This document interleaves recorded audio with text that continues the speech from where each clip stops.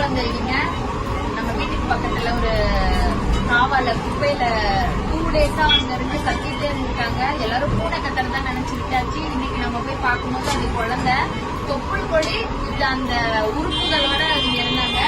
இங்க நம்ம எடுத்துட்டு போயிட்டு இப்ப பூத்தமல்லி அரசு மருத்துவமனையில சிகிச்சை முடிச்சுட்டு அங்க கேஸ் கொடுத்துட்டு இப்ப நம்ம வந்து எக்மோர் குழந்தைகள் மருத்துவமனைக்கு மேல் சிகிச்சைக்காக எடுத்துட்டு போயிட்டு இருக்கோம். நல்லா இருப்பாங்க. சென்னை பூந்தமல்லியில் குப்பை தொட்டியில் இருந்து கடந்த 2 நாட்களுக்கு முன்பு மீட்கப்பட்ட பச்சிளம் பெண் குழந்தை உயிருக்கு ஆபத்தான நிலையில் இருப்பதாக எழும்பூர் குழந்தைகள் நல அரசு மருத்துவமனை தெரிவித்துள்ளது. குழந்தைக்கு செயற்கை சுவாச உதவியுடன் சிகிச்சை வழங்கப்பட்டு வருவதாக மருத்துவமனை இயக்குநர் ரேமா சந்திரசேகர் தெரிவித்ததாக கூறப்படுகிறது.